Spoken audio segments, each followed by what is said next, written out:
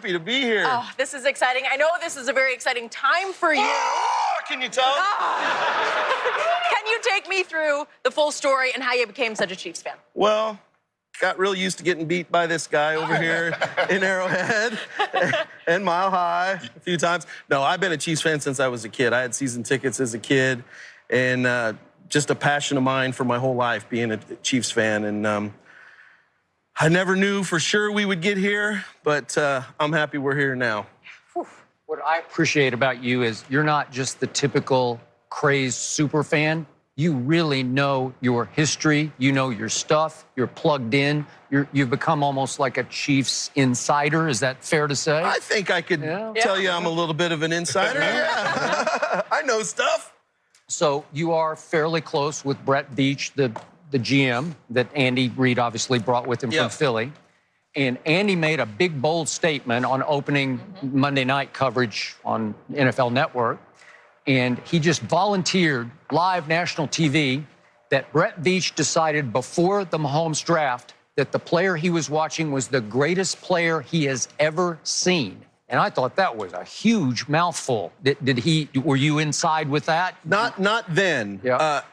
Afterwards, a little bit. But, you know, what I would say to that is, you know, he was an area scout in his career. He didn't cover a lot of guys that you might say were some of the greatest, like you said, Cam Newtons or Andrew Luck. But he wasn't in their area. He was on Patrick Mahomes. And I know for a fact that Brett Veach has been on Patrick Mahomes from the very, very, very, very, very beginning.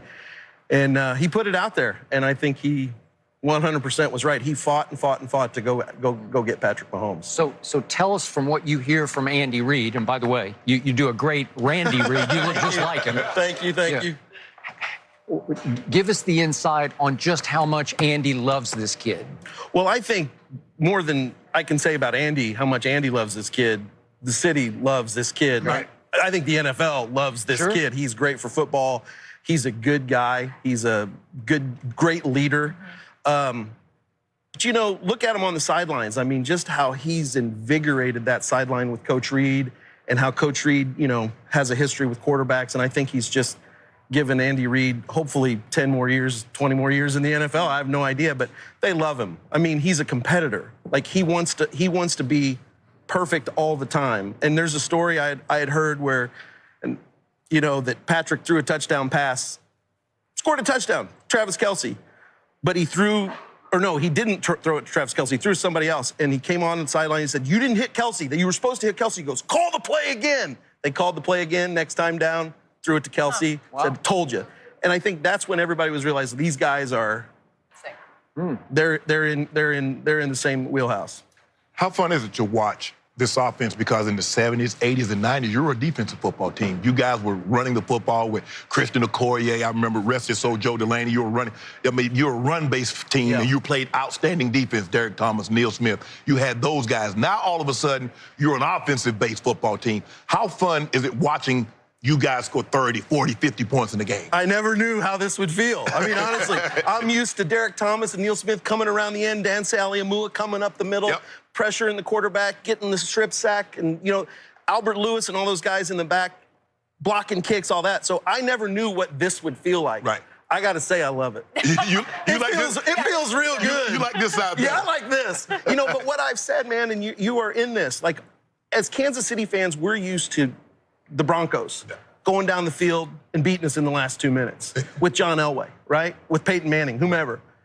Now I tell Kansas City fans, we got that guy. Right. We're that team. We're the team that can come back and beat anybody at any given play. And that's the thing that has to change in all of our minds as fans and in the city. So my take on what you just said, because I have to sit across from that guy talking about Patrick Mahomes every day, is that the pressure is mounting to an extraordinary level on this kid this week. It feels like a coronation. It feels like the world is waiting for him to break through and win like a foregone conclusion. Super Bowl. Yeah, I don't feel that way, and I don't think that's the pressure that the team is putting on him. Because what I've said in interviews before, it feels different.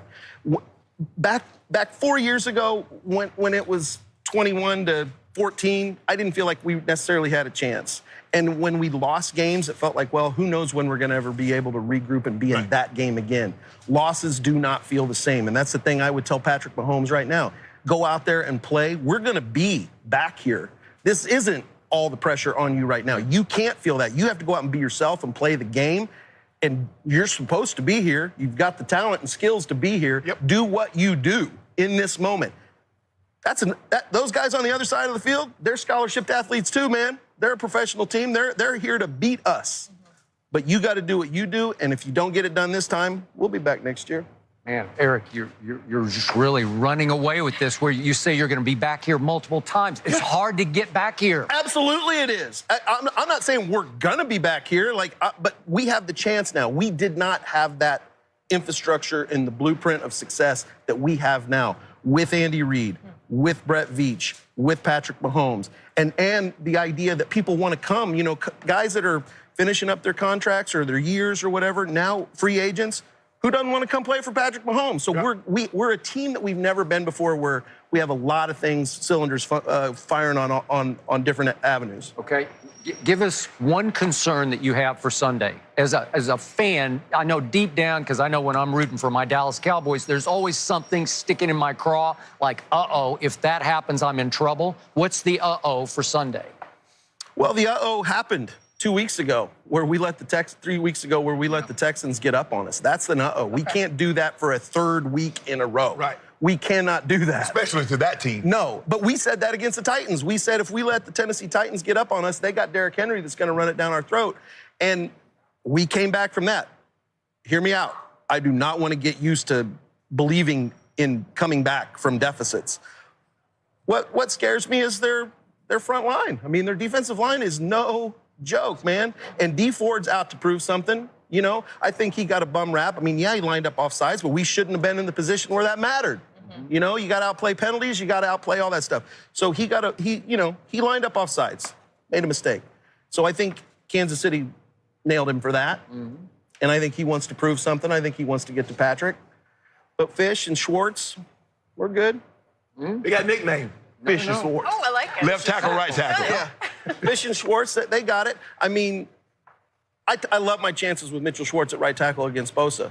Wow. Do you? I do. Nick, are you listening? Yeah. Yes, he's listening. Yeah, He just he's said he's listening. listening. Look, again, great matchup. What I love about this matchup is it's not a lot of trash talk between the teams. It's good football talk, right? The best of the best. It has been almost to a fault too good. Yeah. No trash talk except for Frank Clark taking a shot at D Ford. Yeah. Okay. You know, right. but a little bit of that's good, right? A little bit of that. We want that fire in the locker room. We want to put our A's on the line, if you will, you know, and be held accountable. And that may be how he motivates himself. I don't know. Different people do different when things. I'm rooting for my team to a fault, I got jinx ideas, I got good luck charms, I got all these things going on. Do you have any of that operating when you're watching your team? You know, I told my girlfriend on my way down here when we landed, I said, there's a part of me that wish I wouldn't have come. Because But don't you want to see this? Don't you? I do want to see it, but then I think about what happens if the, you know, bad goes. There it goes. If it goes bad, I'd like to be home alone crying. Were you at the AFC Championship game? I was at the AFC Championship. Okay, then they won. Yeah, we did. You made the Celebrating, divisional right? round. I was at the divisional round. They won. That's right. You good. I'm good. No, you He have was to be at there. home, his home at home, which is that stadium. Yeah, that is my home. I love it. I love it there. How incredible is it there? It's great. Chiefs fan. I mean, look, you guys are all great fans. Everybody's got great fans. Where are my Chiefs fans at? All two of them. All two. Where else? All right. Well, we got great fans, and what makes that stadium so great is it's a destination. You got to wake up, you got to go there, and you got to park. Yep. You know, and you tailgate. You know how it is Yep. when you pull in there. It smells so good. But I'm so excited. I'm so excited for the city, and that's what I got to tell Clark Hunt. It's like I never got to meet Lamar, but look what this is. Like, look what he built. This is a city's football team, and I'm just so proud that we're here and happy that we're here. The one thing I have going, the one reason I like the Chiefs, I knew Lamar Hunt very well. Great very guy. close with him.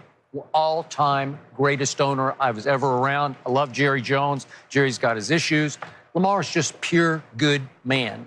And he named this game. He named it the Super Bowl. So for your sake and for that, his memory, that would be cool. What are your worries? Put Shannon Sharp's worry in my head He so has I can. none.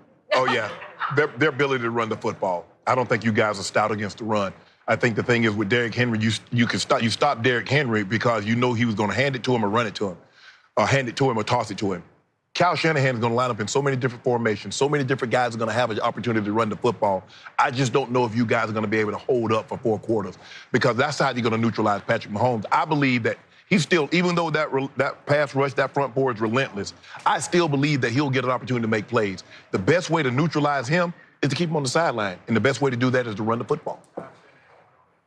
What do you think about the Kyle Shanahan, Andy Reid matchup, though? Because Andy Reid's got to be thinking what you're thinking, so Andy Reid's got a little something in his little basket of tricks for that. Well, look, what got us? Look, you're not going to win the game running the football. Patrick Mahomes has to be great. Yeah. There's no other way around. See, Jimmy Garoppolo doesn't have to be great in order for them to win. Patrick Mahomes has to be great. You're not winning with Williams is not going to run the ball for 150 yards. Your defense is not going to get 5 takeaways and shut. That's not how it's going to happen. Patrick Mahomes is going to have to be, I believe he's on a pace to be historically great. He will have to be that in order for them to win. Well, and this is where we're glad that the guy that has to be great is great. Yeah. I mean, because it'd be different if I had to be great in this game. Yeah, I mean, if we was asking Dak Prescott to be this, I mean.